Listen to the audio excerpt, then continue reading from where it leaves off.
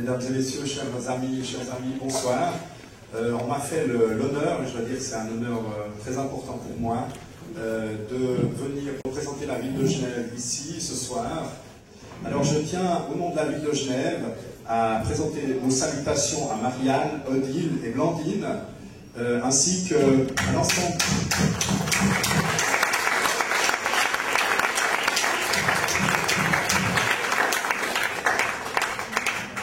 Ça me paraît très important et ça nous a paru dès le moment où on nous a demandé le soutien de la ville de Genève, très important de soutenir ce genre de manifestation parce que la mémoire, y compris en Afrique, non seulement est partout indispensable, non seulement ici à Genève, et c'est très difficile, la mémoire immédiate de certaines luttes disparaissent assez rapidement, mais c'est aussi important de la maintenir et de maintenir aussi les idées entre nos communautés, que ce soit la communauté africaine comme la communauté européenne.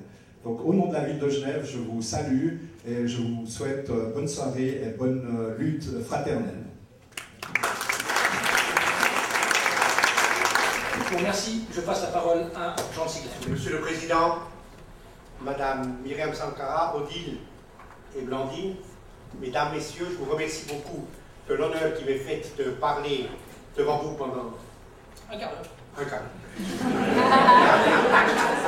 C'est coupé. Avant de faire les 3 séries de remarques que je veux faire, je veux redire la dignité, la résistance de la famille Sankara.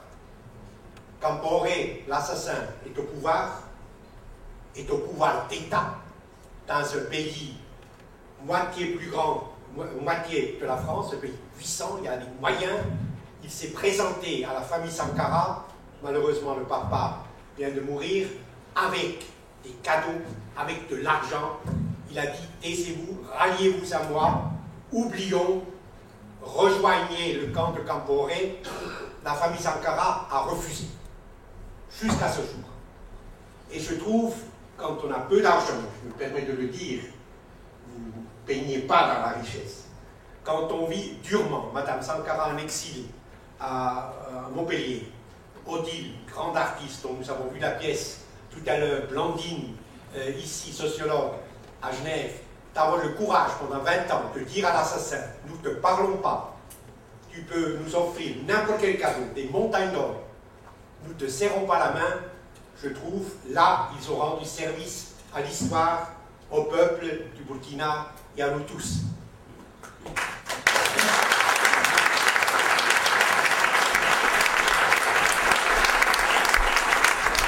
1983, Programme alimentaire mondial, 39,5% de la population du Burkina sont gravement et en permanence sous-alimentés. En 1983, le déficit céréalier, essentiellement du mil, était de plus de 200 000 tonnes.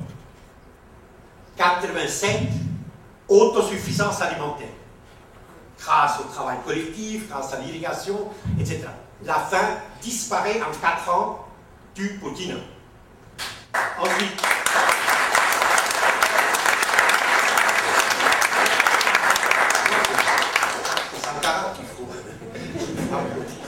je vais passer la parole à Aziz Fall, qui n'était pas sur le programme aujourd'hui et qui va probablement expliquer pourquoi, et qui est du comité Justice pour Sankara, qui est coordinateur du collectif de 22 avocats qui milite pour que justice soit faite, pour que le crime de Sankara soit reconnu et pour que les coupables soient jugés. Merci beaucoup.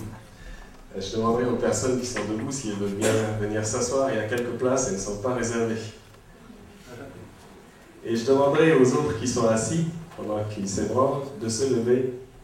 Car Thomas disait que quand le peuple se lève, l'impérialisme tremble.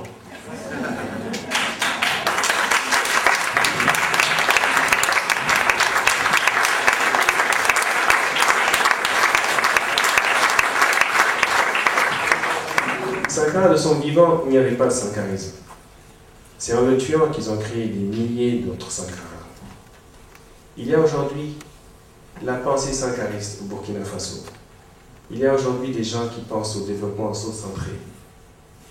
Et nous savons pertinemment que ce développement auto-centré, qui paradoxalement a fait partie d'une certaine façon de la conception même suisse du développement. C'est l'idée de compter sur ses propres forces, de bâtir un marché intérieur de biens de consommation de masse, de subordonner les relations extérieures au développement interne de son propre pays, d'avoir une autonomie collective. Et pour nous, ce qui est important, la satisfaction des besoins essentiels, de l'eau potable, une éducation, la santé, un changement des rapports sur la question de la corruption. Et ça, c'est quelque chose que tout le monde veut en Afrique. Aujourd'hui, c'est avec le cœur gros que je vous parle. Parce que le combat que nous menons est un combat tout à fait noble. Je ne peux pas donc comprendre qu'il y ait des menaces qui pèsent contre ma personne au point que je ne puisse même pas être annoncé dans un événement comme celui-ci. Depuis le mois d'avril, je n'ai pas eu accès à mes enfants. Tout simplement parce que je suis intimidé. Et en faisant cela, moi qui commençais à m'épuiser de ces 10 ans d'efforts, ils n'ont réussi qu'à faire exactement le contraire. C'est-à-dire qu'ils nous ont ragaillardis, ils nous ont revigorés.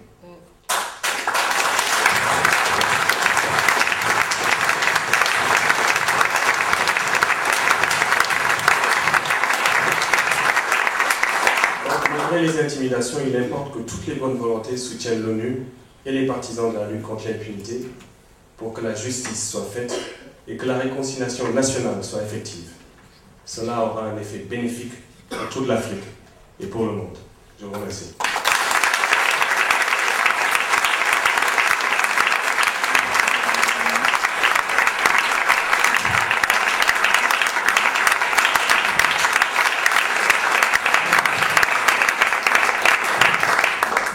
Merci Aziz d'être là. Merci de nous avoir